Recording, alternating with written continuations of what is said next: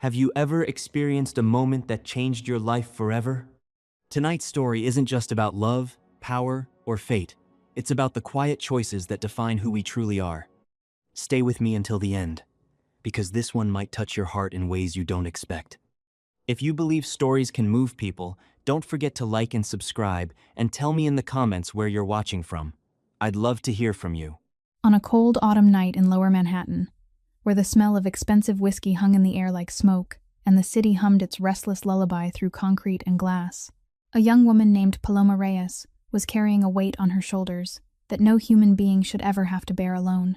The bar was called The Orchard, one of those places that looked like old money and smelled like danger.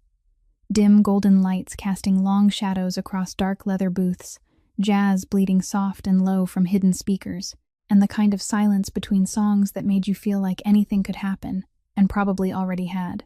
It was the crown jewel of Josiah Kincaid's empire, though most of the men drinking there in their $1,000 suits would never dare say that name out loud, because Josiah Kincaid wasn't the kind of man whose name you spoke carelessly. He was the kind of man whose name you whispered, and only when you were absolutely certain he wasn't listening. He sat upstairs behind one-way glass, 37 years old, tall and broad-shouldered, his dark hair just beginning to silver at the temples, in a way that made him look not older but more permanent, like something carved from stone that the weather had only made sharper. His piercing, obsidian gaze moved across the bar below, with the patience of a man who'd learned long ago that watching was more dangerous than shooting, and there was a stillness about him, a controlled, deliberate calm that terrified people far more than anger ever could. Because anger was predictable, but Josiah Kincaid was not. 3 years ago, he'd held his wife Margot as she bled out in the backseat of their car. A bullet meant for him buried in her chest, and something inside him had died right there on that leather seat alongside her.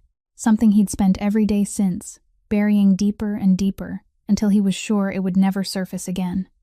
But tonight, fate had other plans. Down below, moving between the tables like a shadow among the living, was Paloma, 27 years old, though her eyes carried the kind of weariness that belonged to someone who'd already survived several lifetimes' worth of sorrow.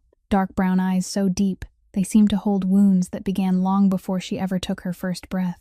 Her black hair was pulled back in a loose knot, strands clinging to her damp forehead, her calloused hands gripping a serving tray with fingers that told stories of labor far beyond any bar shift. And if you looked closely, which almost nobody ever did, you'd notice a faint scar running along her left wrist, a pale, thin line that whispered of a violence she never spoke about.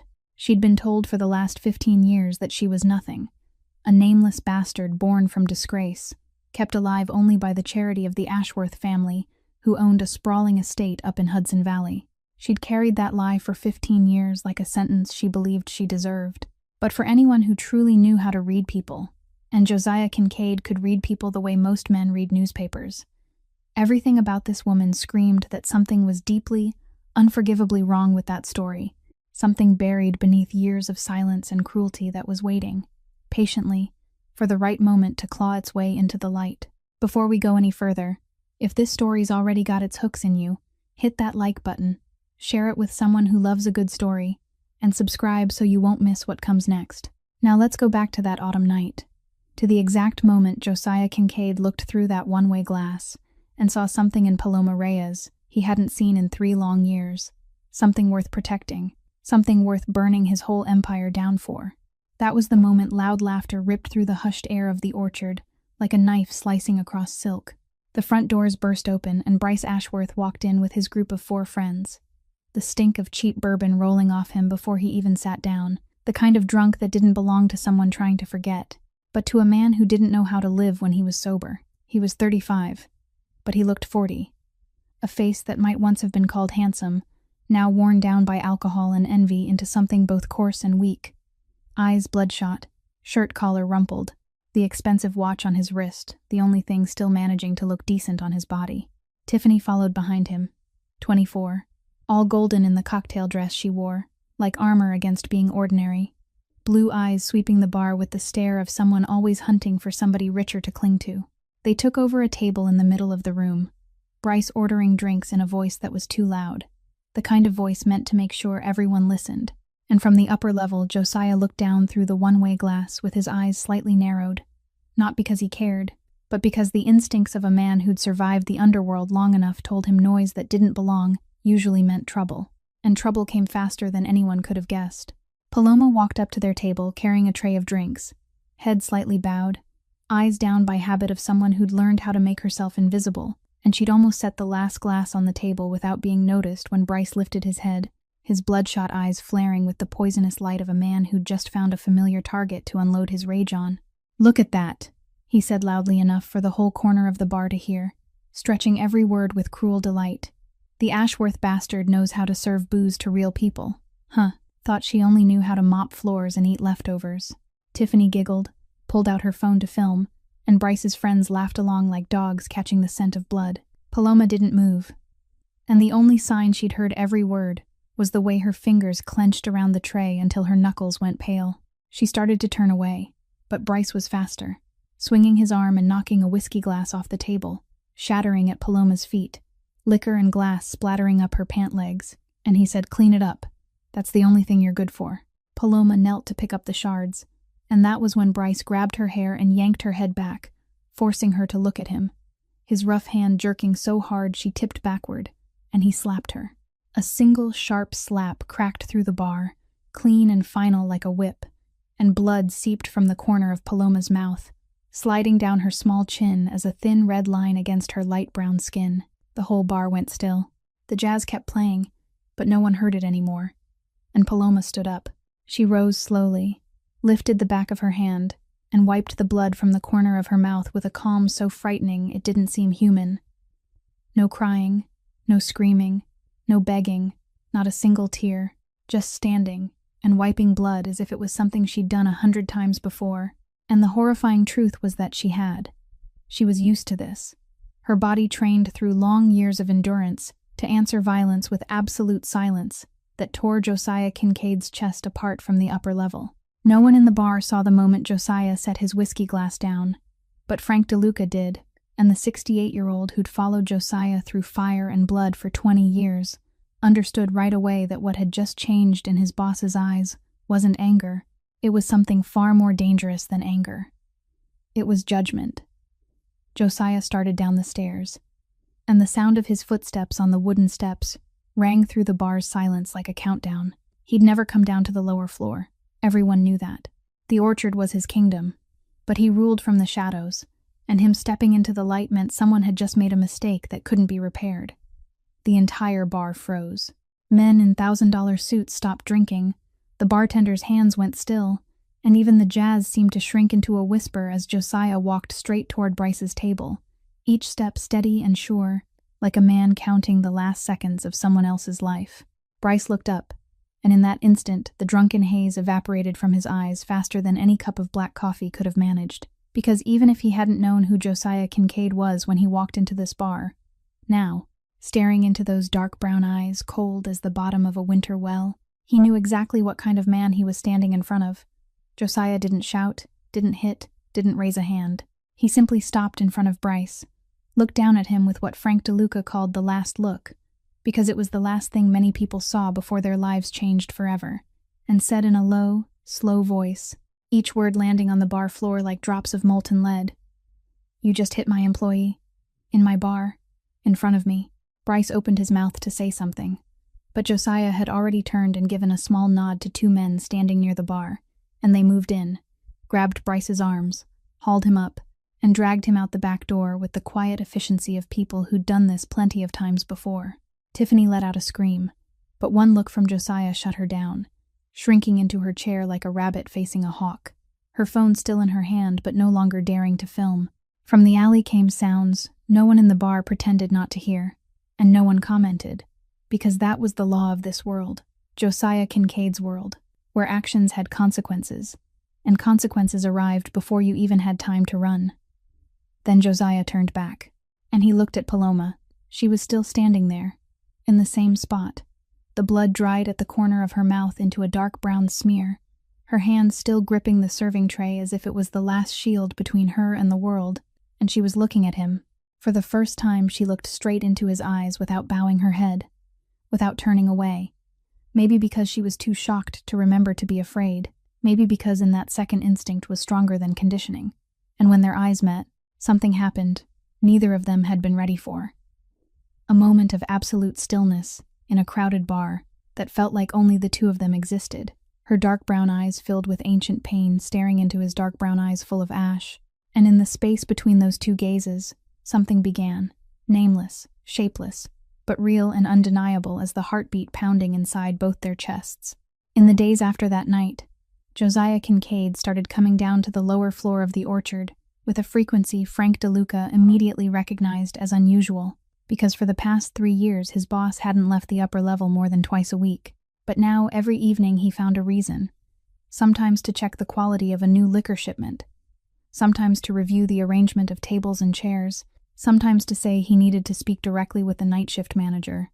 And Frank didn't say a word because the old man had lived long enough to know there were changes in a man best left alone until they revealed themselves. Josiah didn't admit to himself that he was looking for her, but every time he stepped down, his eyes swept the bar until he found Paloma, and only after he confirmed she was there did his shoulders drop by half an inch, in a way he didn't even notice. He began to watch her the way he watched rivals in the underworld, meticulous, patient, registering the smallest details, except this time he wasn't hunting for a weakness to attack, he was searching for traces to understand.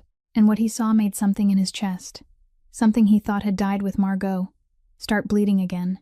Paloma's hands were calloused in a way no bar server's hands could ever be, her palms thick and hard like a bricklayer's, skin cracked at the knuckles, nails cut down close to the flesh, hands that belonged to someone who'd done heavy labor for years, not to a 27-year-old woman carrying a cocktail tray. He noticed the old bruise on her arm on the third night, when her long sleeve slid up as she reached to set a glass on a high shelf.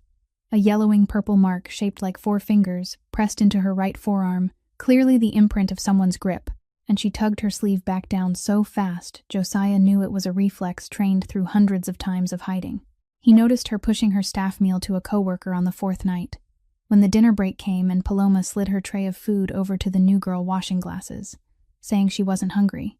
But Josiah saw the way she swallowed when she looked at the plate, that involuntary swallow of someone so used to hunger her body reacted before her will could catch up. And he noticed the phrase she repeated, 3 words she said to anyone, at any time, for anything, whether she bumped into a coworker or a customer called her by the wrong name, or she was simply existing in someone else's space. "I'm sorry, sir," always. Voice small, eyes lowered, shoulders drawn in. Those 3 words weren't politeness. They were the product of 15 years of being taught. Her existence was a burden that required an apology. Josiah gave orders to the bar manager without explaining why. From now on, Paloma would only carry light trays. She wouldn't clear tables after closing. She would have her own meal every shift and no one was allowed to skip it. Her share of tips would be raised to a level fare for long-term staff. The manager didn't ask why, because no one asked Josiah Kincaid why about anything, and Paloma didn't know where the small changes in her shifts were coming from. She only knew the tray felt lighter. A plate of rice waited for her during break, and she ate alone in the corner of the kitchen with the quiet shock of someone who didn't dare believe in luck because she was afraid it would be ripped away. The first time Josiah spoke directly to Paloma was on the 6th night, when he stood beside the bar and she passed by, and he asked one simple question, "How's the shift tonight?" And Paloma stopped like she'd just hit an invisible wall, her whole body going rigid, eyes dropping to the floor, shoulders folding inward, and she said, "It's good, sir," in a voice so small it was almost inaudible, then moved on faster than normal, not running but not walking either. The kind of movement of someone who'd learned running drew attention, but moving slowly was dangerous, and Josiah stood there watching her disappear through the kitchen door, feeling a strange ache spread through his chest. Not the pain of rejection, but the pain of understanding that she was afraid of him, afraid of all men, afraid of any attention, and that fear wasn't something she'd been born with. It had been made, forged through every slap, every insult, every hungry night, every bruise, until she'd become a shadow that knew how to apologize. Then the 9th night arrived, the night when everything shifted one step further. Paloma was carrying a tray with 6 cocktail glasses through the area near the staircase, where the wooden floor dipped slightly at the seam between the main level and the first step, and her bare foot inside her worn, heeled shoes slipped on the edge of the wood. She pitched forward. The tray tilted, glasses slid, and in the instant she was about to crash face first onto the floor in the middle of shattering glass, a hand caught her arm. Josiah was right there. He'd been standing near the stairs all night without her knowing, and his hand closed around her arm just tight enough to steady her but not hard enough to hurt. And the moment his skin touched hers, something happened no words could capture properly. A current ran from the point of contact through both their bodies, hot and cold at once, as if two wires that had been severed for years suddenly touched and sparked without warning. Paloma looked up, and for the second time her eyes met his, this time closer. Close enough for her to see the silver at his temples. Close enough for him to see the faint, fading yellow of a bruise still lingering at the corner of her mouth from the night Bryce had struck her. A mark of violence that her skin refused to let go of just yet. And in her dark brown eyes there was fear, there was confusion. But there was something else too, something like seeing light for the first time after years in a dark room. Not trust yet, not hope yet, just the recognition that something warm had just touched her. "I'm sorry, sir," she whispered. Still those same 3 words, still that same reflex, but this time her voice trembled, and she jerked her arm out of his hand, turned, and moved quickly toward the kitchen. Not running, but almost, leaving Josiah standing alone by the stairs, his hand still half raised in the air where it had held her arm, and he could feel the warmth of her skin lingering in his palm, the first warmth he'd felt from another person in 3 years, and his heart was beating, truly beating in a rhythm it had forgotten since the night Margot died in the backseat of a car, beating as if it had just remembered it was still alive and its function wasn't only to pump blood through a killing machine but also to feel. And Josiah Kincaid, the boss, whose name all of Manhattan whispered in fear, stood there by the staircase in his own bar, staring at the kitchen door where Paloma had vanished. And for the first time in 3 long years, he didn't know what to do with what was happening inside his chest. Frank DeLuca brought the news to Josiah on a late morning in the office on the top floor of the Orchard, a room where light only slipped through the gap in heavy curtains, and the smell of black coffee, mixed with the scent of leather from the chair, Josiah sat in each morning to hear reports about his empire. The 68-year-old set a thin file on the desk, opened it, and said in the rough voice of a man who'd been smoking cigars for 40 years, "That Bryce Ashworth kid you had handled in the alley that night, he's got gambling debts, big ones, and he owes the exact people he shouldn't owe, the Vasiliev crew, in East Brooklyn, our direct rivals." Josiah lifted his gaze from his coffee, and in his dark brown eyes a light flashed that Frank knew well. Not anger, but calculation. The machine inside his boss's head starting to turn, to connect, to weigh. "Dig into the Ashworth family," Josiah said, calm as if he were ordering another cup of coffee.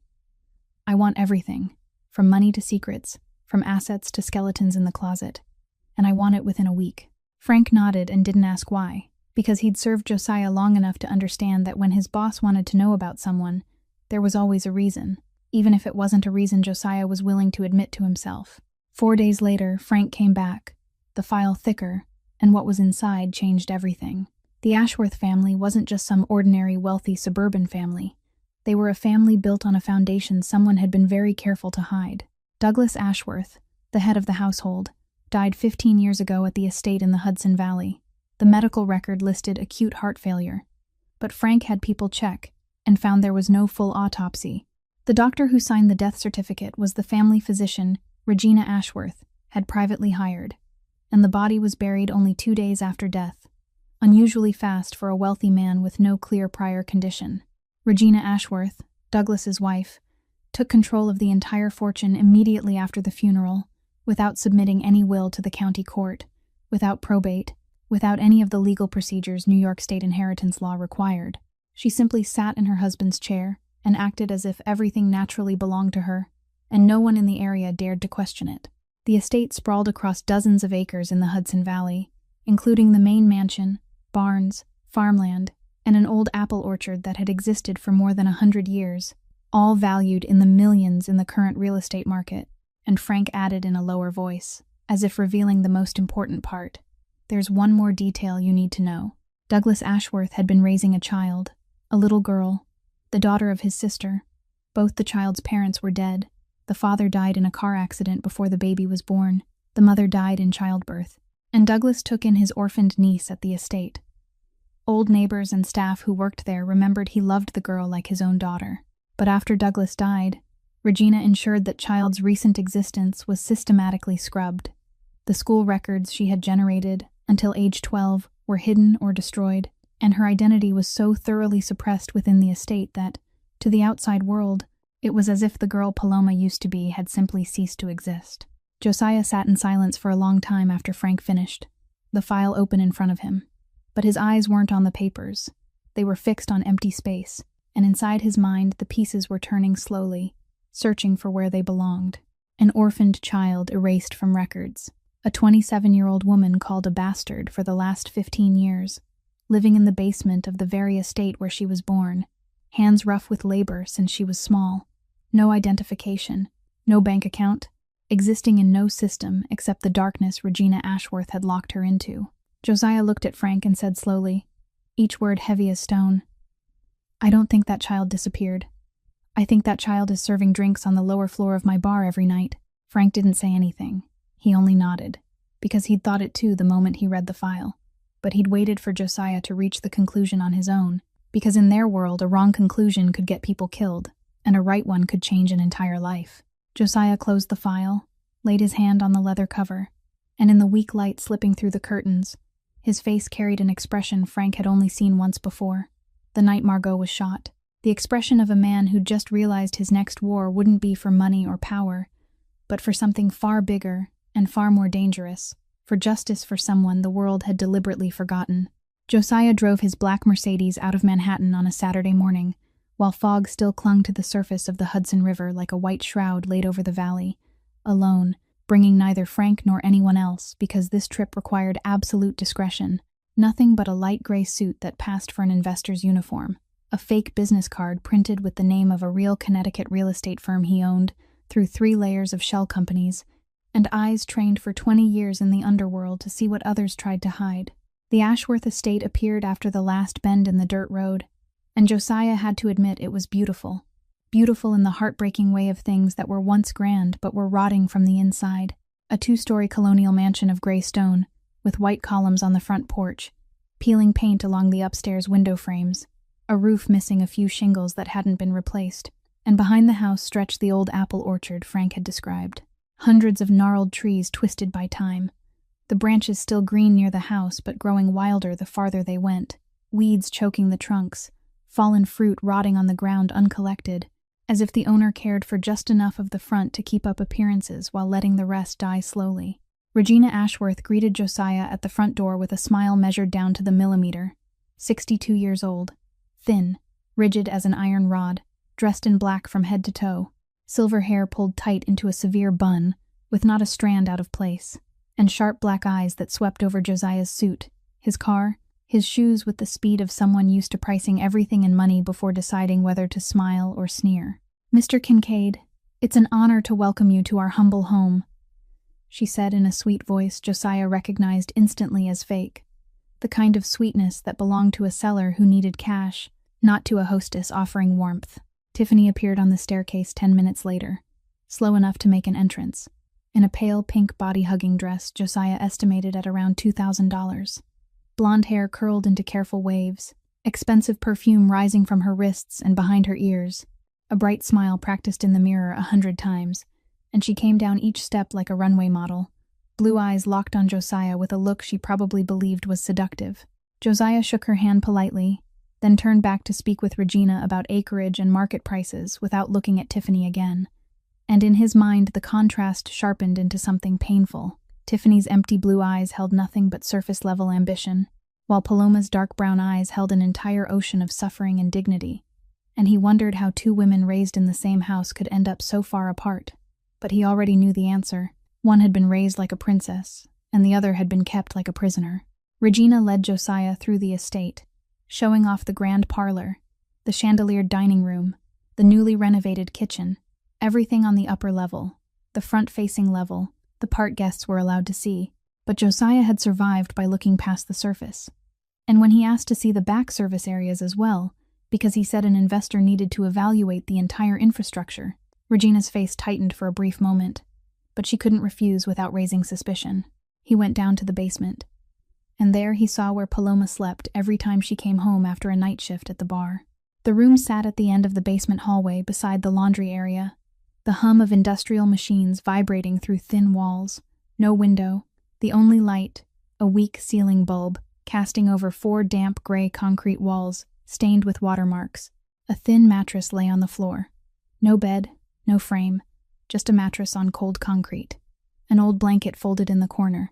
No closet, no mirror, no photos, no personal items at all, except a small cloth bag hanging from a rusted metal hook on the wall, holding a few changes of clothes. It wasn't a bedroom. It was a cell, and Josiah stood inside those 4 concrete walls, feeling rage rise from the pit of his stomach and spread through his body like lava. Rage he controlled by shoving both hands into his pockets and clenching until his nails cut into his palms. Because if he let that rage loose right now, every plan would collapse, and Paloma would never get back what belonged to her. He walked upstairs again with a calm face that revealed nothing, and during the afternoon tea, Regina set out to impress him. She mentioned Paloma casually when Josiah asked how many people worked in the house. "That girl," Regina said in the tone people used for a stray cat lingering in the yard. "Not for a human being. The adopted one. My husband brought her in because he was too kind. Her mother was the kind of woman with no worth. Died giving birth to her. No one knows who the father was. I raised her out of charity, but she's ungrateful. Stupid. Only good for manual labor.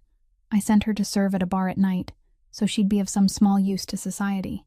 She said all of it without lowering her voice, without shame, without realizing the man across from her sipping tea wasn't a real estate investor, but a mafia boss memorizing every word like an indictment, and every contemptuous line she spoke was another nail driven into the coffin. Josiah was quietly building for the Ashworth family's empire of lies. Driving back toward Manhattan as the sunset painted the Hudson Valley red, Josiah knew with certainty that what he'd witnessed today wasn't carelessness or indifference. It was a system of abuse designed on purpose to break a person from childhood, and he was going to destroy that system. Josiah returned to the Hudson Valley 3 days after his first visit, but this time, he didn't drive to the estate's front gate. He parked on the dirt road to the north where a rotting wooden fence had collapsed long ago and no one had fixed it. Stepped through the gap, and went straight into the apple orchard from the back, where he knew Regina couldn't see from any of the mansion's windows. He found Paloma in the deepest part of the orchard, where ancient apple trees twisted around one another to form a green canopy that blocked the late afternoon sun. And she was harvesting alone, barefoot on cold soil speckled with decaying leaves, hands scraped raw by stiff branches and wild apple skins, red scratches crisscrossing the backs of her hands and her forearms that she didn't even bother to notice because her body had long stopped distinguishing between pain and normal. She didn't hear him approach, or maybe she did but didn't turn, because she was used to the idea that any footsteps coming toward her never brought anything good, and Josiah stood still for a moment watching her work, watching the way she placed each apple into the wicker basket with a careful gentleness no one had ever offered her. Then he sat down beside the nearest tree, without asking, without warning, without keeping the safe distance society demanded between a mafia boss and a bar server. He simply sat as if that was where he belonged, and that ease was what finally made Paloma look up. She watched him with dark brown eyes that still carried the wary edge of a wild animal accustomed to being hit. But she didn't run, and her staying was the greatest thing she could give anyone right now. They sat in silence for a long time, long enough for the birds to start singing again on the branches, after going quiet at the unfamiliar presence, long enough for the late afternoon light to shift and redraw the leaf shadows across the ground. And it was that patient silence that demanded nothing which cracked the wall. 15 years of humiliation had built around Paloma. She began to speak, her voice small and slow, like someone learning to walk again after years of lying still, each sentence careful, as if one wrong word would be punished. She said she was born on this estate, right in that house, and when she was little, there was a man named Douglas who always lifted her onto his shoulders and walked her between the rows of trees every afternoon, calling her my little apple girl, and every time he came back from the city, he brought candy hidden in his coat pocket for her to find. And she remembered the smell of his coat, mixed with peppermint candy and ripe apples. That memory was the only warmth she had. Then he died, she said, and her voice cracked on the last word even though she tried to hold it steady, and everything changed. Regina said she was a bastard. Her mother was the kind of woman with no worth. No one knew who her father was. She'd been raised out of charity, and had to repay it by working without rest, until the Ashworth family decided she'd paid enough. But the day she'd paid enough never came, and Paloma was pushed from an upstairs bedroom down to a basement room, from the family table to a kitchen corner eating leftovers, From a child carried on an uncle's shoulders to a servant on her knees scrubbing floors, Paloma said, her voice now nothing but a whisper, but every word heavier than stone. Something inside me always whispered that it wasn't right, that what they said about my mother, about my father, about who I am, it wasn't the truth. But I had no proof, and no one believed me. Josiah listened without interrupting, without empty comfort, without dramatic reaction, just listening with a total attention that might have been the most valuable thing he could give, because he understood this was the first time in 15 years Paloma had told her own story to someone who was truly hearing it. And that act of being heard was itself a kind of release. When she finished, silence returned. But it was a different kind of silence, lighter, as if part of the weight had been set down between them instead of resting only on her shoulders. Josiah looked at her, and when he spoke, his voice carried the resolve Frank DeLuca would have recognized instantly as the voice of a man making an irreversible decision. "I'm going to find the truth," he said, "and when I do, I'll make sure justice is done, no matter what it costs." Paloma looked at him like he'd spoken a language she didn't understand, because no one in her life had ever promised her anything except punishment, and she didn't know how to respond to a promise of protection. So she just sat there, eyes wet but not crying, lips moving but no words coming, and Josiah didn't need her to say anything because her silence had already said enough. He stood up, brushed the dirt from his pants, and before he turned away, he set a small box beside her apple basket.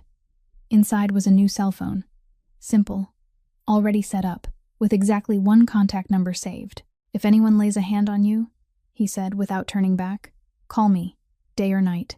Then he walked away between the old apple trees, his figure fading behind the leaves in the dying light, and Paloma stayed behind alone, holding the small phone, heavier than any apple she'd ever lifted in her life, because it carried something she'd lived 27 years without, the ability to call someone when she needed to, proof that there was a person in this world who wanted her safe, and she pressed the phone to her chest beside the old silver locket she'd worn since she was little.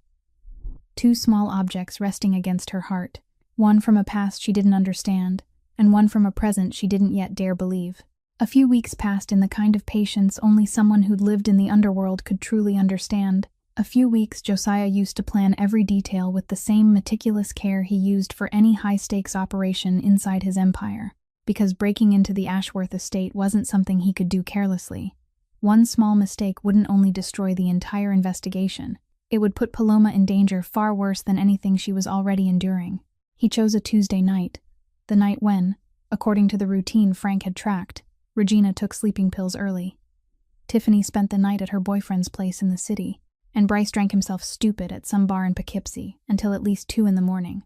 Josiah arrived at the estate at midnight, parked his car half a mile away, and walked through the orchard in the dark, his footsteps silent on rotten leaves like a ghost moving between twisted trunks under moonlight, and he realized the orchard at night carried a strange, mournful beauty, as if the old trees were holding secrets in their roots and waiting for someone to dig them up.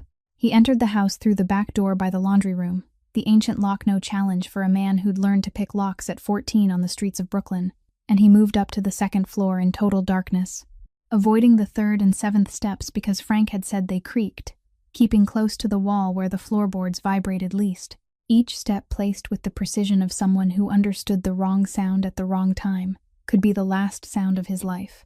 Douglas Ashworth's study sat at the end of the second-floor hallway, the heavy oak door locked with an old brass lock oxidized green, and when Josiah opened it after 3 minutes of work with the small kit hidden in his coat pocket, he pushed the door inward, and the stench of mildew rushed out like the breath of 15 years of captivity.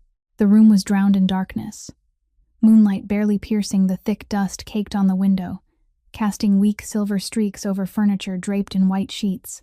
The desk, the chairs, the bookcases, all covered like ghosts, standing in silent vigil, the smell of old paper mixed with rotting wood and stalled time flooding Josiah's nose.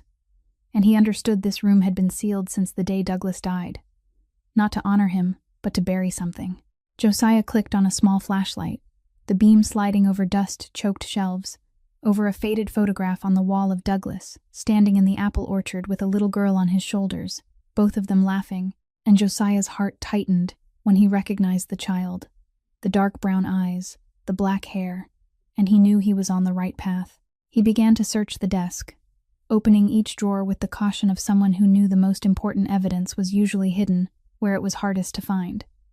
And after sifting past stacks of old business papers, land sale contracts, commercial correspondence, he found the final drawer locked tighter than the others. A small lock but solid, and when he opened it, there was a thick envelope sealed with red wax, bearing the stamp of the county notary. Josiah's hands trembled slightly as he snapped the wax, brittle with age, and pulled out the yellowed pages inside, brought them close to the flashlight to read, and what he read in that small shaking light changed everything, completely and irreversibly. It was Douglas Ashworth's will, but attached was a long handwritten letter in elegant slanted script that trembled at the ends of certain strokes, as if emotion had pulled the hand unsteady, dated just 3 days before Douglas died. The letter began with a confession Josiah had to read 3 times before the meaning fully sank in. Douglas wrote that Paloma wasn't a bastard, not an unclaimed child. She was Paloma Isabel Reyes, the only legitimate daughter of Isabel Ashworth Reyes and Malcolm Domingo Reyes. Isabel was Douglas's younger sister, a woman he described with love and regret, who had legally married Malcolm Domingo Reyes, a respected merchant in the community, and both had died tragically. Malcolm in a car accident 6 months before Paloma was born, Isabel from complications in childbirth, leaving the baby orphaned of both father and mother before she ever had the chance to open her eyes to the world. Douglas wrote that this estate didn't belong to him, it belonged to Malcolm, passed to Isabel when Malcolm died, and passed to Paloma when Isabel died, and Douglas had only been a steward for his orphaned niece until she was old enough to receive everything. The will stated clearly that when Paloma turned 25, the entire property was to be transferred to her, including the estate, the orchard, the land, and the bank account Douglas had established in her name, but held in trust under his management. And then came the final part of the letter, the part Josiah read and felt his blood turn colder by the second. Douglas wrote that his health had been declining unnaturally in recent months, unexplained exhaustion, constant nausea, numbness in his hands and feet, hair loss, and he suspected someone was poisoning him. He didn't dare write the name on paper, but he wrote that the only person who prepared his meals every day was his wife, and he feared that if he died, his little niece would have no one to protect her. Josiah folded the will and the letter, tucked them inside his coat against his chest, and the sensation of the papers pressing against his skin through his undershirt felt like heat, like fire, burning the truth of a crime that had lasted 15 years into his flesh. He switched off the flashlight and prepared to leave, and that was when he heard footsteps in the hallway. Josiah went perfectly still at once, his back against the wall beside the door, his right hand instinctively touching the gun holstered behind him, his heartbeat slowing instead of speeding up, because this was how a body reacted after too many dangerous situations. Calm when it needed calm most, and he waited. The footsteps stopped right outside the study door, and Josiah heard heavy breathing laced with bourbon through the crack in the wood.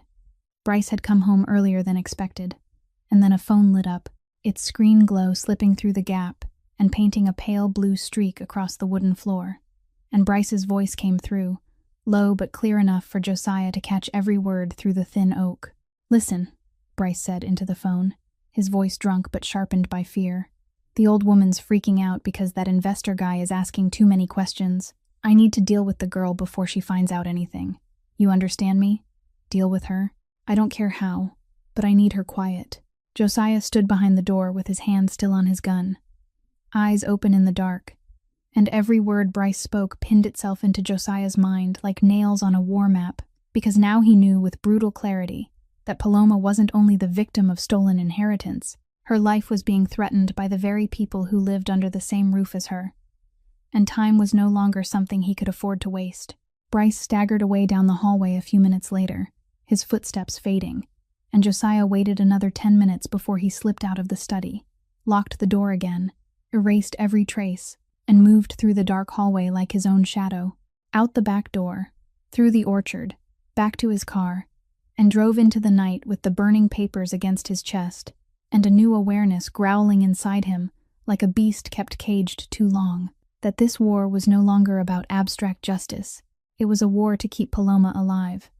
And Josiah Kincaid, the man who'd watched his wife die 3 years ago because he hadn't moved fast enough, wasn't going to let it happen a second time. Josiah couldn't sleep that night, not from fear, but because the yellowed papers on the desk in his Manhattan apartment carried a weight he could feel even with his eyes closed, the weight of a truth buried alive for 15 years now, demanding to be dug up.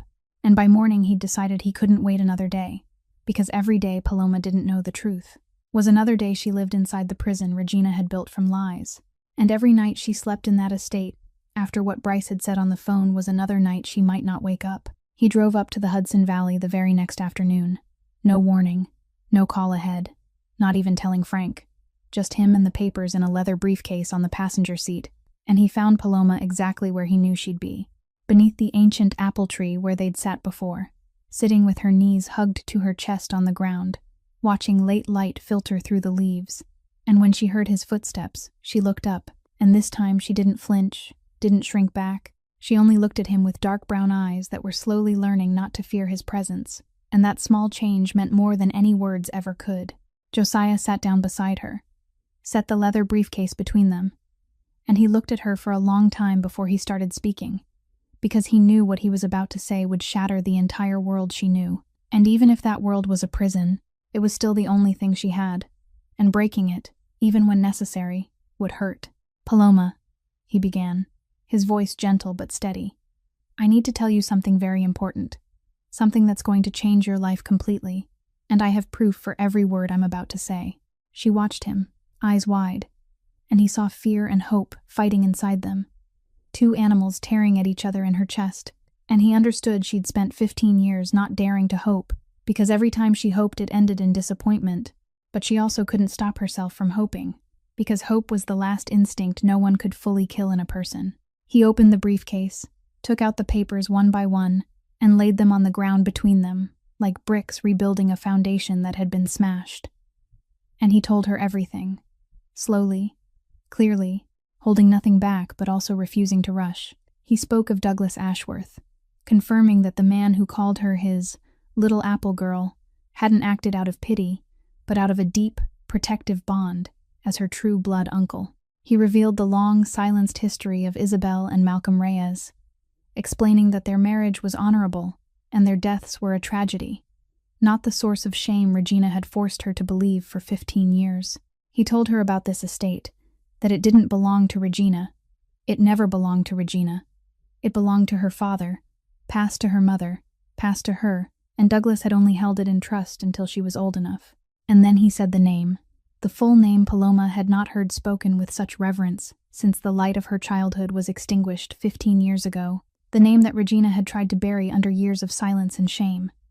She was Paloma Isabel Reyes, daughter of Isabel Ashworth Reyes and Malcolm Domingo Reyes, and she was the only lawful heir to everything she could see around her. In that moment, the world stopped. Paloma sat utterly still, as if her body had turned to stone while inside everything was collapsing and rebuilding at the same time. 15 years of being called a bastard, 15 years of believing she was worthless, 15 years of bowing her head and apologizing for the crime of existing. All of it fell in a single second, like a building whose foundation had been ripped away, and she opened her mouth, but no sound came, only air, the broken breathing of someone splitting apart from the inside. Then the tears came, not the quiet crying she'd grown used to all her life, but a sob that burst from the very bottom of her soul. The cry of 15 years held down, now spilling out, with nothing left to stop it, her whole body shaking, shoulders trembling, fingers digging into the earth. And Josiah didn't think, didn't calculate, didn't weigh distance or rules, or any of the things he'd used for 3 years to keep the world at arm's length. He only pulled her into his arms. For the first time in 3 years since Margot died, Josiah Kincaid chose to hold another human being, and the girl in his arms trembled like a leaf in a storm, tears soaking his shirt, strangled sobs breaking against his shoulder, and he held her, steady and sure, one hand behind her head, the other around her waist, keeping her upright through the collapse, and something inside his chest, something that had frozen the night Margot died in the back seat of a car, began to melt, slowly, painfully, but it melted. They stayed like that a long time, long enough for the light to shift from gold to orange to purple, through the orchard leaves. And when Paloma's sobbing finally began to thin, turning into broken, trembling breaths, she pulled back just enough to look down at her chest, where the old silver locket rested against her shirt. The locket she'd worn since she was little, found in a crack in the basement wall, the only thing she'd ever owned, and with hands still shaking, she opened it.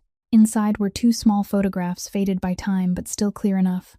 On one side, a man with kind eyes and a neat mustache. On the other, a woman with black hair and eyes identical to the eyes staring into the locket now, and Paloma understood, without anyone saying it. She understood by the instinct of a child recognizing her parents by blood instead of stories. This was Malcolm. This was Isabel.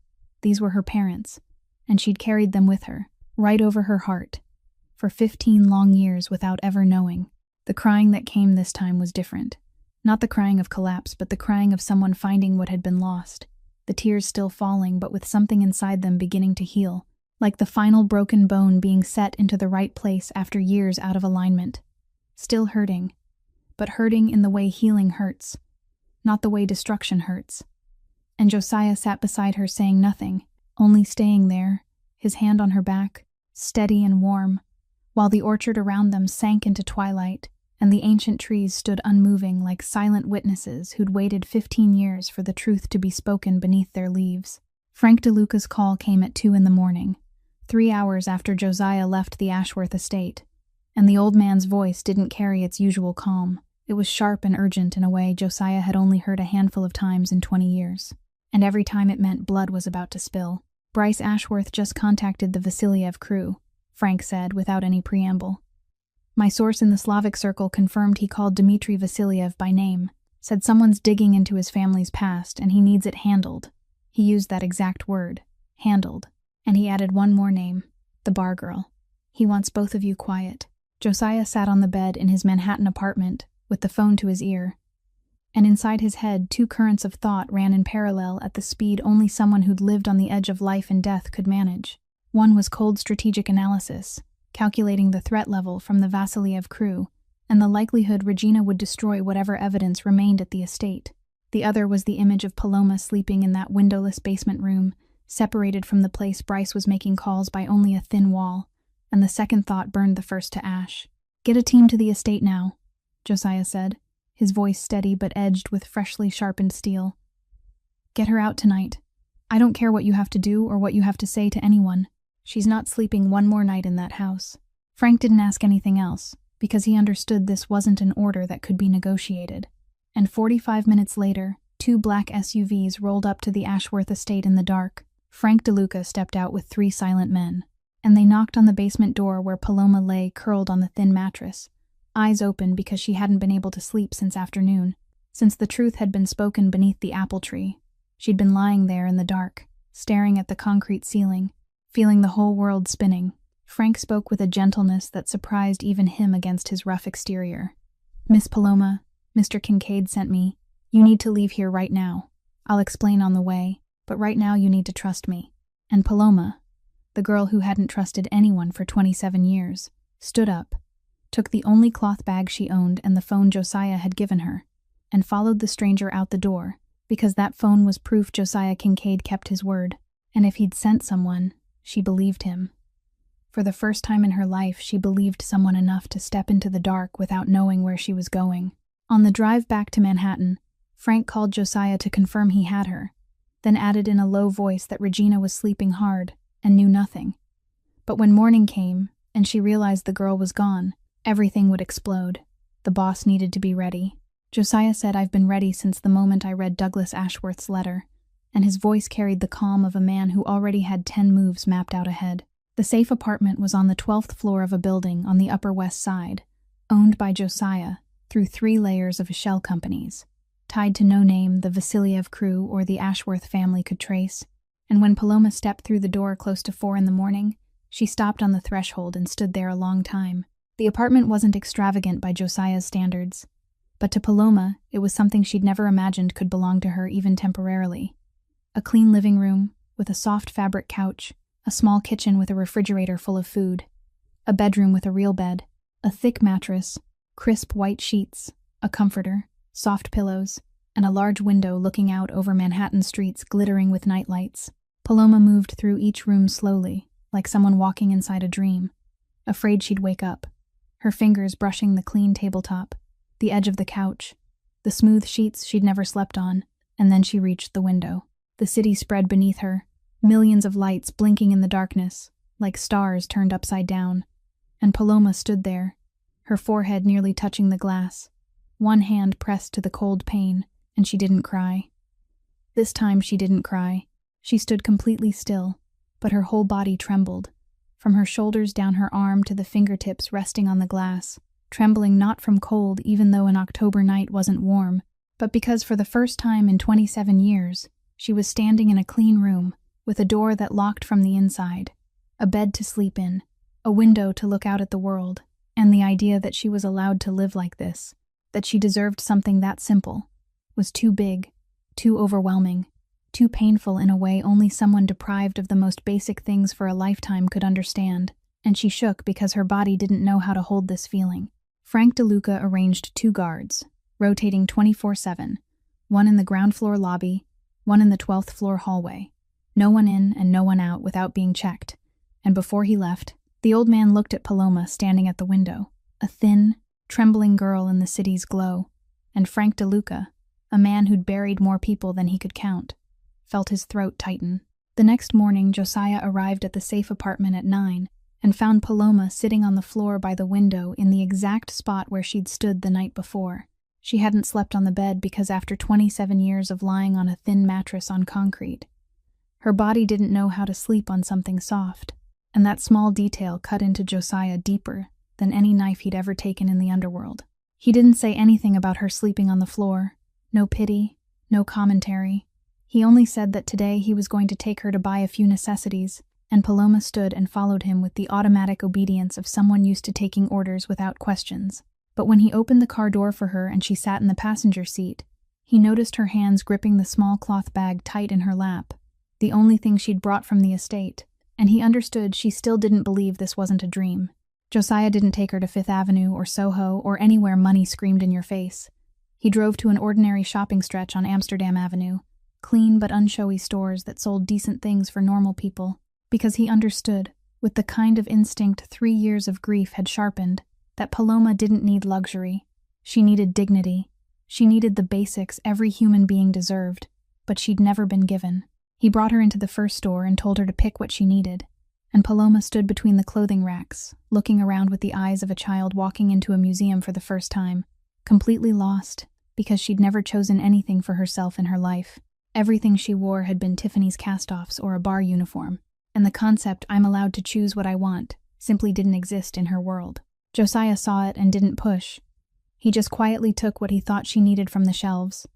A new toothbrush, shampoo, cream for her cracked hands, sneakers that fit and weren't torn, a warm sweater, jeans, underwear, each item simple but decent. Not the cheapest, but not the most expensive either. That middle ground that said she deserved good things without needing to prove anything. Then he stopped at the coat rack, pulled down a navy parka lined with warm fur, held it up in front of Paloma, and told her to try it on and see if it fit. Paloma reached out and took the coat, and when her fingers touched the thick, warm fabric, she stopped, looked down at it in her hands, and something shifted on her face. She put the parka on, zipped it up, and it fit, the right size, the right sleeve length, like it had been made for her.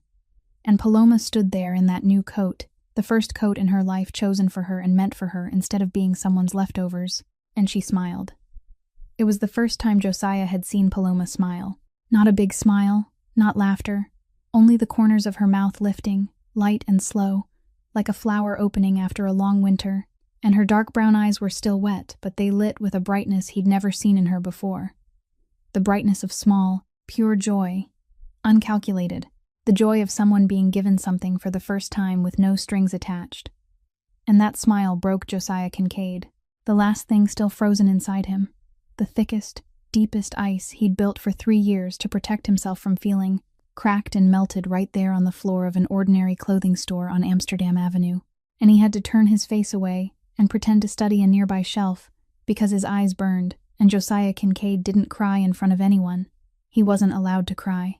A mafia boss didn't cry, but the small smile on the face of the girl wearing a new coat did what no rival, no bullet, not even Margot's death had ever done. It made him feel, truly feel.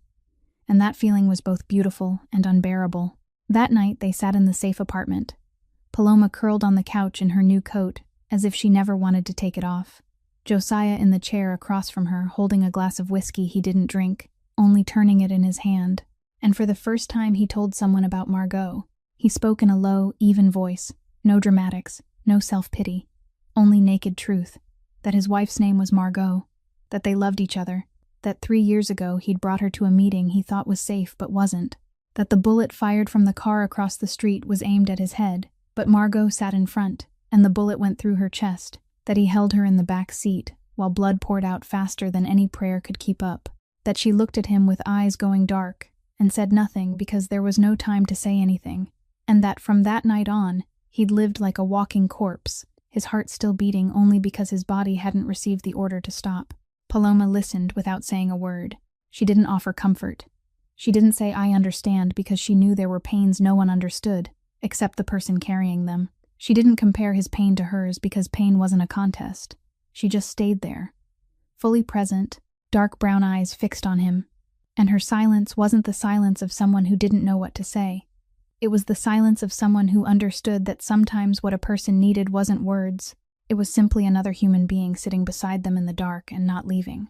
And Josiah, the man whose name all of Manhattan whispered in fear, looked at the girl curled in a blue coat on the couch and realized this was the first time in 3 years someone had truly seen him. Not Josiah Kincaid, the boss. Not the shadow billionaire. Not the killer. Just a grieving man holding a glass and speaking about his dead wife. And she wasn't afraid of him. She wanted nothing from him. She didn't judge him. She only looked at him with eyes that said, I see you. I see your pain. And it matters. He set the whiskey down on the table, looked at her, and said in a voice he hadn't used with anyone since Margot, when all of this is over, when you're safe and standing on your own land, then we can think about us. I want the world to know we chose each other freely. Not because you needed saving or I needed redemption, but because our hearts decided it. Paloma didn't answer with words. She only nodded once. A small nod Josiah almost missed in the dim light. But he saw it, and that nod held more than any vow.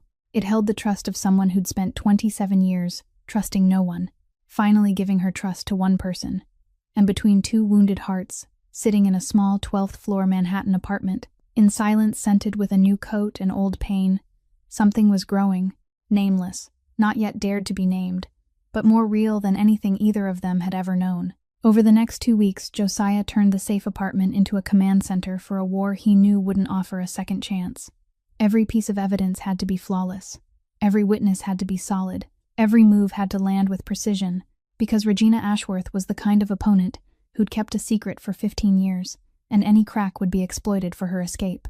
Frank DeLuca was tasked with gathering every legal document, and the old man did it with the cold efficiency of someone who'd spent 40 years in the underworld digging up other people's secrets, except this time he wasn't digging to bury anyone.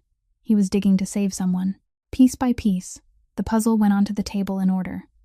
Douglas Ashworth's original will with the handwritten letter dated 3 days before his death, Paloma Isabel Reyes's birth certificate issued by the county hospital listing her father as Malcolm Domingo Reyes and her mother as Isabel Ashworth Reyes, Malcolm and Isabel's marriage certificate on file at the county city hall confirming they were legally married before Paloma was born, property records tracing the chain of ownership from Malcolm to Isabel to Paloma, with Douglas listed only as trustee and steward.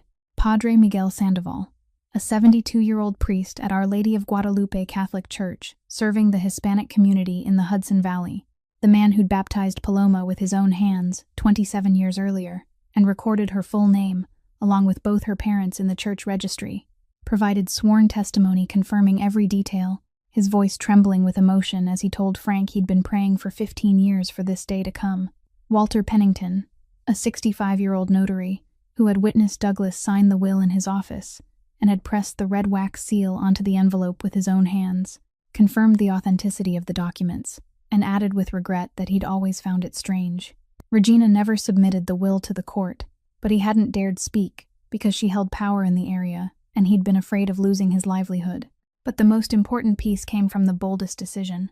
Catherine Zhao, 42, a top inheritance litigation attorney Josiah brought in from Washington, District of Columbia, read Douglas's letter describing his suspicion of being poisoned and immediately filed a petition in New York County Court to exhume the remains, attaching the original letter, Walter Pennington's affidavit about Douglas's unusual decline in his final months, and medical records showing the acute heart failure diagnosis didn't fit a man with no prior heart history.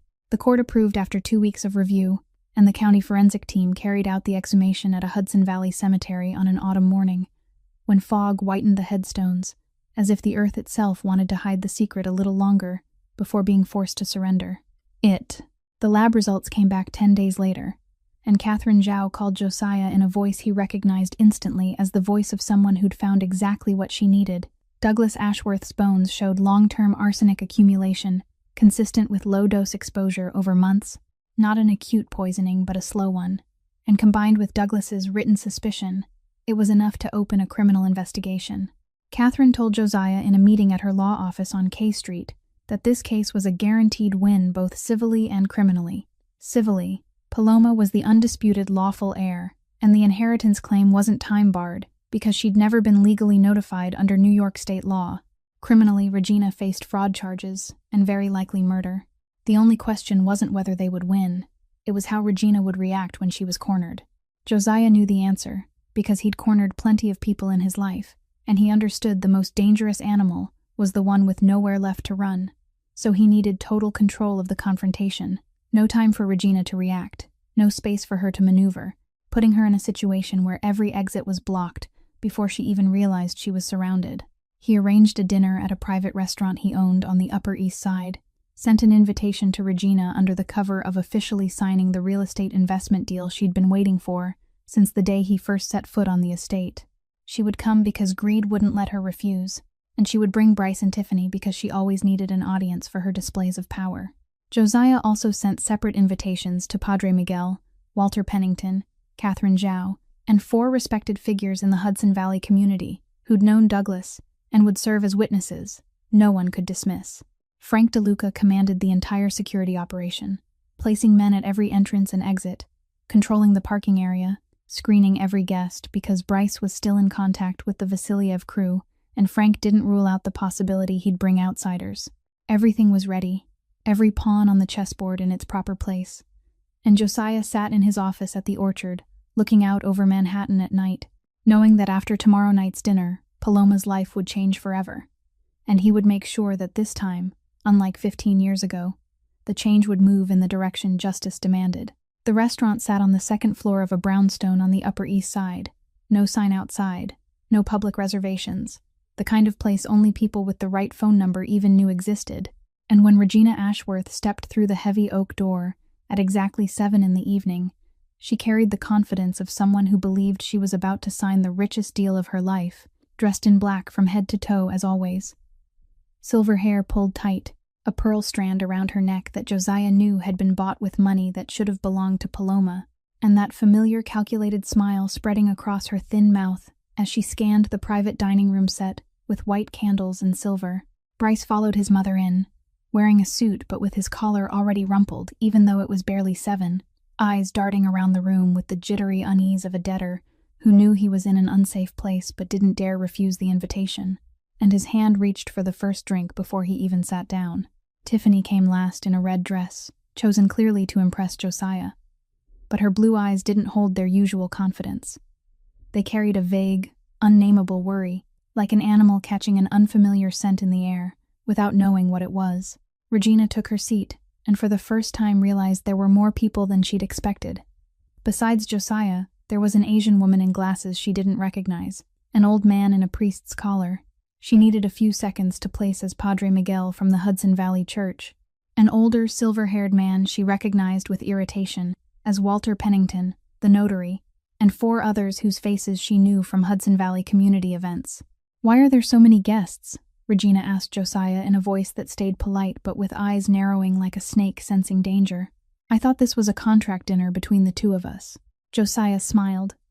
A smile Frank DeLuca, standing in the corner, recognized instantly as the hunter's smile when prey had just walked into range, and he said, "Make yourself comfortable." Regina, "No, excuse me, Mrs. Ashworth, everything will be clear after dinner." The meal unfolded under a tense atmosphere wrapped in a thin shell of manners, Josiah speaking lightly with the guests, Catherine Zhao silent as she took notes, Padre Miguel murmuring a prayer before eating, and Regina trying to control the conversation, but every question she asked was met by a courteous answer from Josiah that revealed nothing, leaving her more and more unsettled no matter how hard she tried to hide it. Bryce drained his third glass before the main course even arrived and started talking louder than necessary, telling stories no one had asked for with a forced laugh no one joined. When dessert was served and cleared, when the final coffee cups were placed on the table, Josiah stood. He rose slowly, buttoned his suit jacket with one hand with the calm of a man who'd rehearsed this moment in his mind 100 times. And when he spoke, his voice was as even as if he were reading a menu, but each sentence landed on the table heavy as a hammer on an anvil. "I thank everyone for being here tonight," he began. "I invited you here not to sign a business contract, but to witness a moment justice has been waiting 15 years for." Regina's face changed instantly, but she stayed seated, survival instinct holding her in place while her black eyes swept the room fast, searching for an exit. Josiah continued, each piece of evidence laid down like dominoes, falling in a chain that couldn't be stopped. He spoke of Douglas Ashworth and the orphaned niece he raised. He spoke of Isabel Ashworth Reyes and Malcolm Domingo Reyes, the lawful parents of that child. He said the full name, Paloma Isabel Reyes, and he saw Regina jerk as if shocked when she heard that name spoken aloud for the first time in 15 years of trying to bury it. Catherine Zhao stood, opened her file, her voice sharp and exact as a surgeon's blade as she presented each legal document. The birth certificate, the marriage certificate, the property chain, the notarized will, each document another wall closing off every escape Regina might seek. And she explained that under New York State inheritance law, Paloma's rights were absolute and undisputed. Padre Miguel rose next, the 72-year-old in a worn black clerical suit, hands trembling but voice steady as stone, and he said in slow, clear English, "I baptized Paloma with these hands 27 years ago and recorded the full names of her parents in the church registry. I know who she is and God knows too. Lies can deceive people, but they can't deceive the Almighty." Walter Pennington nodded his confirmation, voice full of regret, that he'd personally witnessed Douglas sign the will and press the red wax seal onto the envelope, that the will was real, and he was willing to swear to it in any court. Then Josiah delivered the final blow, the one he'd held for this moment, because he knew it would destroy Regina's last line of defense. His voice stayed calm, but now every word cut like a blade. The forensic report after the court-ordered exhumation of Douglas Ashworth shows long-term arsenic accumulation consistent with low-dose exposure over months. In other words, Douglas Ashworth didn't die of a heart attack. He was poisoned, and the only person preparing his meals every day in the months before he died was his wife. The dining room fell into a silence heavy as lead. Regina sprang to her feet, her chair crashing backward. The second time in her life she'd lost control in front of an audience, but this time there was no way to take it back. Her face paper white, black eyes blown wide with pure panic, and she screamed, her voice ripping through the restaurant's formal air. "Lies. All of it is lies. That girl is a bastard. There is no will. That land is mine." But her scream rang through the room and then dropped to the floor with no one willing to pick it up, because everyone in that room had seen the evidence, heard the witnesses, and now they were staring at her with a look she'd never received from anyone. The look of people who could see through the mask. Bryce, his face gray as ash, shoved his chair back and lunged for the door. But two of Frank DeLuca's men were already there, broad shoulders blocking the frame. And Bryce stopped a step away, turned to Josiah with the eyes of a man finally understanding he'd never had a chance from the moment he walked into this room. And Tiffany sat rigid in her chair. Wine spilled across her red dress without her noticing, blue eyes wide as she watched her mother collapse and could do nothing but witness it. And then the backroom door opened. No one in the dining room besides Josiah and Frank knew Paloma had been there the entire dinner. Sitting alone in the small room behind the kitchen, listening to every word through the speaker Frank had installed so she could follow everything. And now she stepped out. Not dragged out, not invited out, but walking out on her own legs, by her own decision. And that was the most important detail of the entire night. She wore the new dress Josiah had left for her in the room, simple but elegant, a deep green that brought out her brown eyes and warm light brown skin, and on her chest, resting right over her sternum, the old silver locket with her parents' photographs, caught the candlelight like a small guiding star. Paloma crossed the dining room in slow steps, each one steadier than the last, the first still holding a trace of hesitation. feet used to retreating more than advancing. But the second was firmer, the third straighter, and by the time she stopped in the center of the room, her shoulders were open, her back was straight, and her chin lifted in the way 15 years of humiliation had tried to break down but had never fully managed. Every gaze in the room turned toward her. The Hudson Valley witnesses stared in stunned recognition, because this wasn't the maid girl they'd once glimpsed at the edge of the Ashworth family's life. Catherine Zhao watched her with a lawyer's professional assessment of a client. Padre Miguel looked at her with old eyes filled with tears and shining, as if he were watching a prayer 15 years in the making, finally answered, "And Regina?" Regina looked at her with black eyes blown wide in horror, because for the first time in her life she was seeing Paloma not as a bastard girl with her head down scrubbing floors, but as the very thing she'd spent 15 years trying to destroy, a woman standing upright. Paloma stopped in the center of the room where the candlelight fell most clearly, and when she spoke, her voice was steady, not loud, but strong enough to reach every corner, the voice of someone who'd cried enough and had reached the hour for truth. "My name is Paloma Isabel Reyes," she said, and each word of that full name rang through the room like a bell, daughter of Isabel and Malcolm, "and I accept what belongs to me by blood and by law." She turned and looked straight into Regina's eyes. The first time in 15 years, she'd met that woman's gaze without lowering her head, without turning away, without saying sorry, and what she said next carried the weight of every day she'd been starved, every night she'd slept on concrete, every slap, every insult, every swallowed tear across 15 long years. "You called me a bastard for 15 years, Paloma said, her tone still even. No shouting, no screaming, her calm more terrifying than any scream because it proved she'd passed through anger and reached the place beyond it, where truth could stand alone without decoration. "You starved me. You locked me in the basement. You let your son hit me. You took my name, my history, my rights. You took even the idea that I was a human being worthy of being treated like a human being. But I didn't come here for revenge. I only want the truth and what belongs to me. Leave, and live with your conscience. That's a punishment heavier than any prison." The dining room sank into absolute silence, the kind of silence where even the candle flames seemed to stop trembling, the kind that only happens when truth is spoken in its purest form, untouched by rage or hatred, and it held long enough for everyone there to feel the historic weight of the moment. Padre Miguel broke it first, slowly lifting his hand to make the sign of the cross over his chest, lips moving in a silent prayer. And in this context, it wasn't ritual, it was sacred recognition that something right had just happened. Walter Pennington nodded slowly, the old man's eyes red, the nod of someone who'd carried 15 years of shameful silence, finally watching that silence shattered by the one person who needed to shatter it. Catherine Zhao offered a small smile, professional, restrained, but her eyes lit with something beyond career satisfaction, something close to faith that justice sometimes still won. Josiah stood where he was and didn't need to add a word because Paloma had said everything. She'd risen on her own legs and claimed who she was in her own voice, and he felt a deep pride as he realized she'd never needed him to save her. She'd only needed someone to open the door so she could walk through. Regina staggered backward, her back hitting a chair, mouth open but no sound coming, 15 years of lies collapsing around her like a rotten roof, and leaving her standing inside her own ruins with no word left to rescue her. Because there were no words that could rescue anyone once truth stood there, bright and undeniable, in front of witnesses.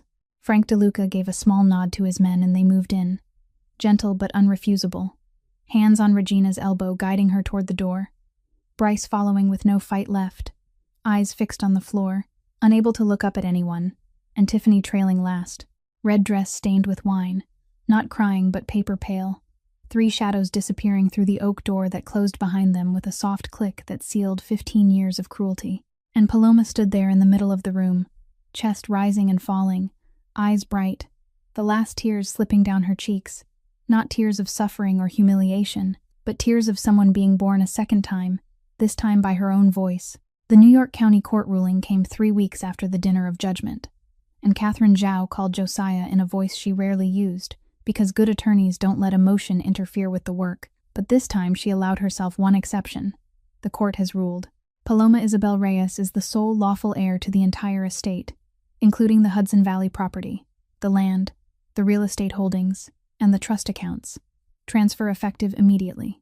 The news spread through the Hudson Valley, as fast as fire across dry grass, People talking in coffee shops, in church, in grocery stores, about the maid girl who turned out to be the heir, about the lady of the house who turned out to be a thief, about the strange man from Manhattan who brought justice when no one else dared speak. Regina Ashworth was criminally charged with 2 counts, fraud and theft of assets, and she was under investigation for second-degree murder based on the arsenic findings. Released on bail set high with her passport confiscated, the face that once controlled an entire estate, now appearing on local news with a crawling headline she'd never imagined would be attached to her name. Bryce was arrested separately on charges tied to gang activity and illegal debts. The Vasiliev crew cut all contact immediately because nobody wanted to be involved in a case with Josiah Kincaid on the other side, and Bryce sat in a county cell with the ashen look of a man finally realizing the whole life he'd built on stolen money had collapsed into nothing. The Vasiliev leadership, having received word that Josiah Kincaid had personally claimed Paloma as his own, chose to withdraw their support rather than risk an all-out war with the man who ruled Lower Manhattan, effectively leaving Bryce to face justice alone. Tiffany left the quietest of the 3. No screaming, no denial, no public tears. Just lifting her suitcase into the car and driving out of the Hudson Valley without looking back. And that silent departure was somehow sadder than Regina's screams, because it meant Tiffany knew, maybe had always known, but chose silence because it was convenient, and now the convenience was gone. Paloma returned to the Hudson Valley estate on a November morning when thin fog lay over the orchard and the autumn sun tried to break through, forming slanted golden pillars of light between the rows. Josiah drove her there, and when the black Mercedes stopped at the main gate, Paloma sat inside the car for a long time, staring at the mansion through the windshield, the house she'd lived in for 27 years but had never been allowed to call home. Josiah didn't rush her, didn't say a word. He just sat beside her and waited, because he understood there were thresholds a person needed time before crossing. Then, Paloma opened the door, stepped out, and walked toward the front gate, the first time through the front instead of the laundry room back door, and each step on the gravel path sounded different under new shoes no one forced her to remove, and she pushed the big door open and entered the main hall. She stood there looking up at the grand staircase, the polished oak steps with carved railings she'd never been permitted to climb. For 27 years, she'd only seen it from a distance while scrubbing floors downstairs, watching Tiffany run up and down, watching Bryce grip the railing when he was drunk, watching Regina stand at the top issuing orders, and she'd always believed that staircase belonged to another world, a world not meant for her. Now she stepped onto the first stair, then the second, her right hand resting on the cool wood rail and sliding along it as she climbed, step by step, feeling the grain beneath her calloused palm, and each stair was a stolen year she was taking back. The second floor, a long hallway lined with closed doors, and Paloma walked straight to the end, to the door she knew from a blurred childhood memory, the door Douglas had once led her to, and then stood outside sighing before carrying her away. The door Regina had sealed from the day Douglas died and forbidden anyone to approach. Her mother's room. The door wasn't locked anymore because Regina was gone, and the lock had been replaced during the property transfer. And when Paloma turned the handle and pushed the door open, old air rolled out carrying the scent of stop time, old fabric, wood, and lavender from a sachet that had dried long ago, but still lingered like a spirit refusing to leave. Paloma stepped inside and went straight to the window, pulled the heavy dust-laden curtain aside, and light flooded the dark room for the first time in 15 years. Warm autumn sun spilling across the wooden floor, the old bed, the dresser, everything, and dust danced in the beams like millions of tiny stars celebrating. Paloma looked out and saw the orchard stretching to the horizon, hundreds of ancient trees twisted under the autumn light, leaves turning gold and red, and she thought her mother had once stood in this exact spot, looking out at this exact view, hand on a round belly, dreaming of the child about to arrive. And the thought was so beautiful and so painful she had to grip the window frame to stay steady. She turned and walked to the cherry wood dresser beside the bed, opened the top drawer with shaking hands, and inside she found small keepsakes time had guarded like treasure, a handkerchief embroidered in fine white thread with the initials I.R. intertwined in the corner, Isabel Reyes, the neat, even stitches of the hands that had carried her for 9 months. And beside the handkerchief, a small notebook with a soft brown leather cover worn at the edges. Paloma opened it and recognized at once it was a journal, round handwriting slanting slightly right in faded blue ink, and the first line she read said, Today you kicked for the first time, and your mother cried with joy. I don't know yet if you're a boy or a girl, but I've already loved you more than anything in this world. You are the most beautiful thing your father left for me, and I'm going to spend my whole life making sure you know you are loved." Paloma couldn't read any further, because her vision blurred completely.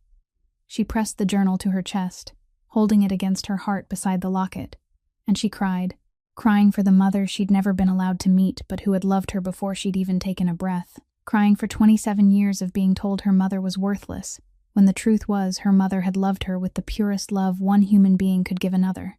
And the sound of her crying filled the room that had been sealed for 15 years, as if the walls were drinking in her tears, and returning to the room, something it had lost the day Isabel died. Josiah came in without knocking, because he heard her sobs from the hallway, and his instinct wouldn't let him stand outside while she was breaking.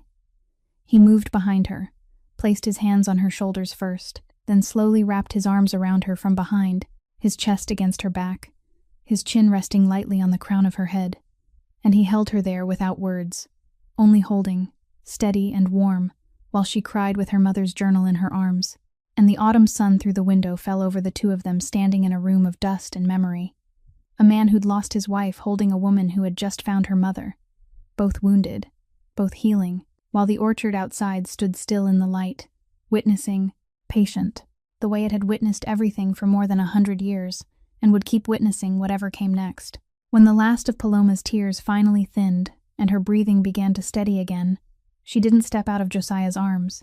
She only turned slowly to face him, while still held there, close enough to hear his heartbeat through his shirt, and when her eyes lifted to meet his, both of them knew this moment had been waiting since that first autumn night at the orchard. Waiting through every brief glance, every conversation in the apple orchard, every night sitting across a coffee table in the safe apartment where the distance between them had been thinner than paper, but neither of them had dared to tear it. Late light poured through Isabel's bedroom window, warm and golden, the kind photographers called golden hour. And in that light, Paloma's face held a beauty Josiah had never seen in her before, not because she'd never been beautiful, but because this was the first time she was beautiful, without trying to hide. Eyes swollen and red from crying, but bright. Lips slightly parted, but not from fear, and on her chest, the locket lay beside the journal she still held in one hand, as if the past and the present were resting on her heart, waiting for the future to complete the picture. Josiah spoke first, and he had to swallow once before he could get the words out, because his throat tightened in a way it hadn't since the day Margot died. And when he spoke, his voice was lower than usual, rough at the edges like stone worn by water. "You gave me back the ability to feel," he said, looking straight into her eyes because he owed her that honesty. "At the very least, I thought that part of me died with Margot. I thought that bullet that night didn't just kill her, it killed everything in me that could love, that could care, that could see someone other than myself in the dark. But you proved me wrong. You proved it by existing, by standing up after every time you were knocked down, by smiling when you put on that coat, by sitting with me when I talked about Margot and not judging me, by walking into that dining room last night and claiming who you are. You didn't save me because I didn't need saving, but you woke me up, and that matters more." Paloma listened and the tears came again, but this time she didn't try to hide them. She let them fall, because they were different tears, not pain, not loss, but something she didn't yet have a name for, because she'd never felt it before. And she said, her voice small but each word clear because she needed him to hear every one, "You gave me back my name, my history, my home, my dignity," she said. "But more than all of that, you made me believe I deserve to be loved. I've lived through so much darkness since my uncle died, and for 15 years, no one told me I deserved anything. And you came and you gave me everything. But the most precious thing wasn't papers or property or the truth about my parents. The most precious thing was the way you looked at me. From the first night in that bar, when I was just a server with blood at the corner of my mouth, you looked at me like I was a person. Not garbage, not a bastard, just a person. And you don't know what that means to someone who's never been seen with that kind of eyes." Josiah lifted his hand, slow, so slow, and laid his palm against her cheek, his thumb wiping a tear from her cheekbone, and he leaned down, slowly, giving her time to pull away if she wanted, giving her the right to choose because her whole life she'd never been allowed to choose anything, and he stopped when his mouth was only a breath from hers, waiting. Paloma didn't pull away. She lifted her face, closed her eyes, and the last distance between them disappeared. The kiss was soft and gentle, not rushed, not demanding. His mouth against hers as tender as a promise kept, and inside that kiss lived his 3 years of loneliness finding harbor, and her 15 years of hurt finding shelter. 2 rivers of suffering that had flowed separately for so long now joining into one. And in the moment their lips met, both of them felt something begin to mend, not instantly, but the way a broken bone starts to knit when it's finally set right, still aching, but aching in the right direction. When they parted, foreheads still touching, breaths still mixed, Josiah slipped his hand into his coat pocket and took out a small dark blue velvet box, worn at the corners by time, and when he opened it there was a simple gold ring with a small emerald in the center. Not a diamond, not an expensive stone. A Mafia boss had more than enough money to buy. But a tiny emerald set in the ring his mother had worn all her life, an Italian immigrant woman who came to New York with empty hands and a heart full of love. The woman who taught him before the underworld taught him everything else, that a person's worth wasn't measured by the money in their pocket, but by how they treated those who had nothing to give back.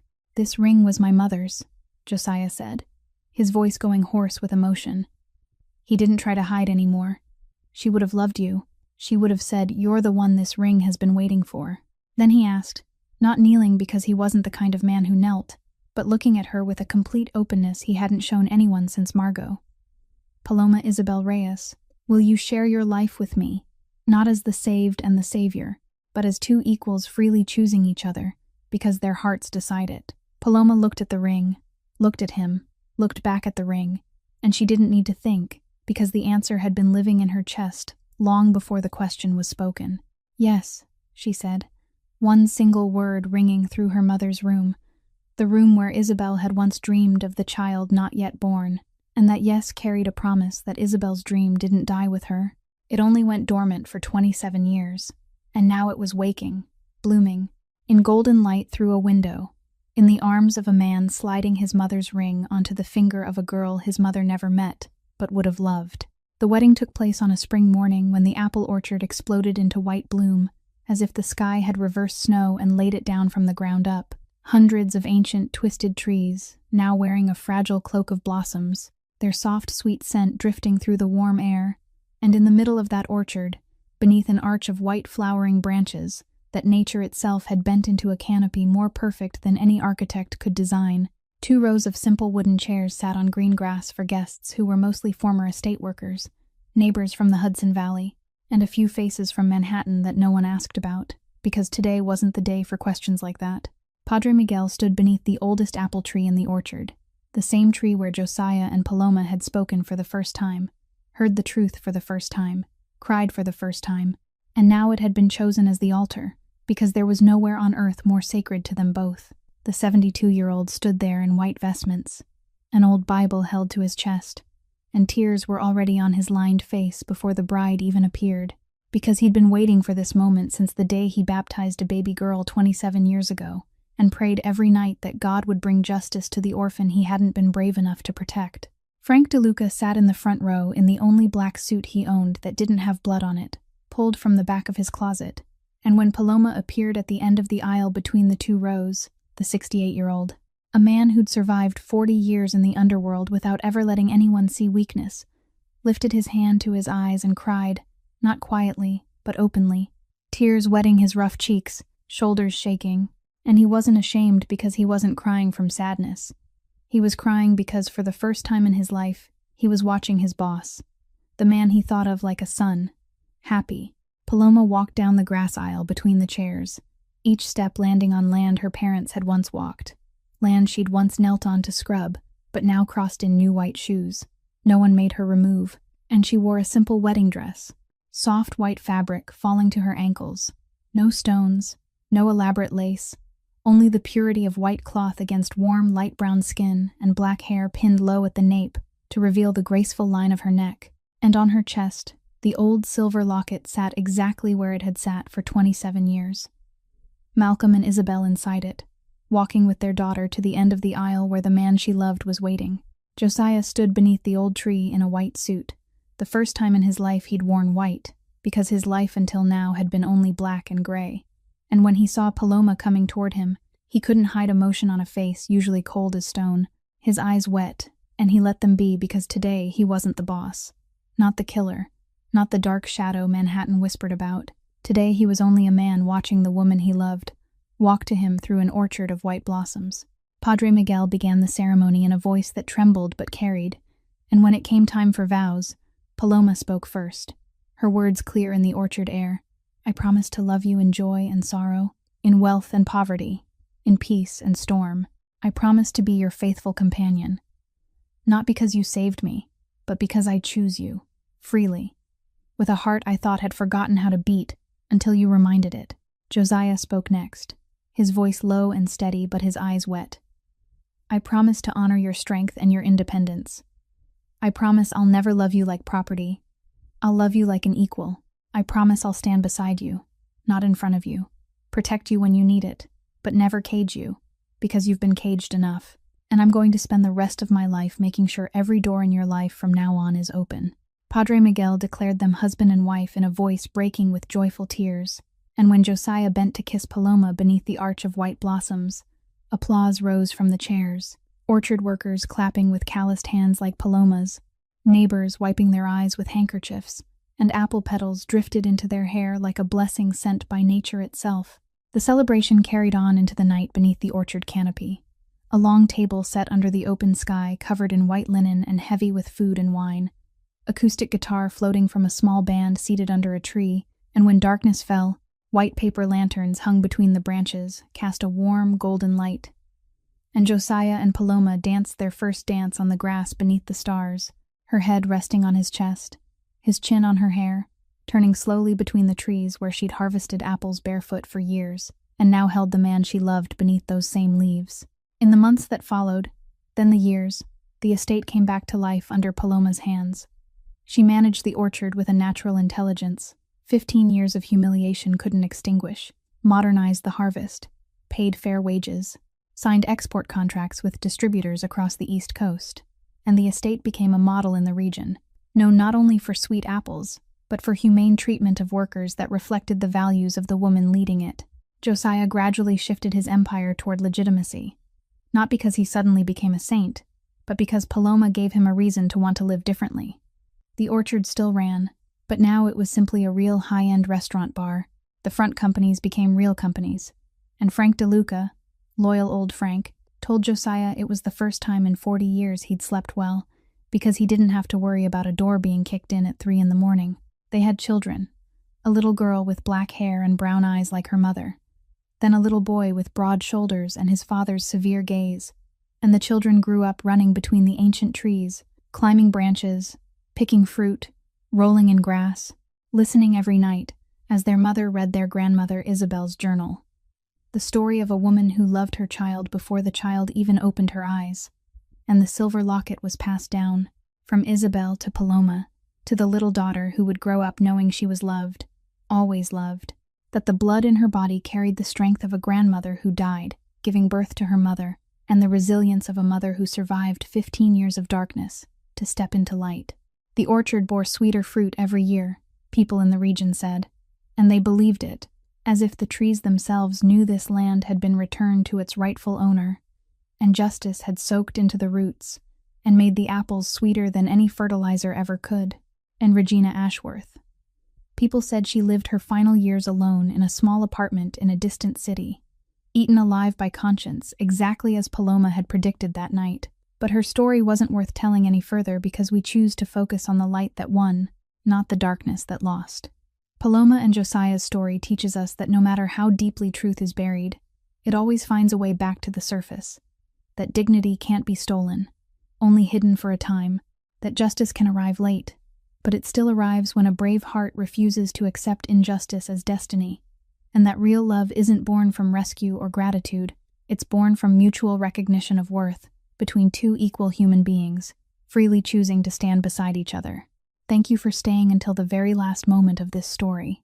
If this story touched your heart, please hit the like button, share this video with someone you think needs to hear it, and subscribe to our channel so you don't miss the next stories every day. I'd truly love to know how this story made you feel. Which part moved you most? Which part reminded you of real life, yours or someone you love? Share it in the comments below because every comment you leave is motivation for us to keep bringing stories that reach the deepest part of the human heart. And I read every single comment because your voices matter to us more than any number. I wish everyone watching this video good health, a joyful life, peace, and days that always bring you something worth holding close. Goodbye, and I'll see you in the next story.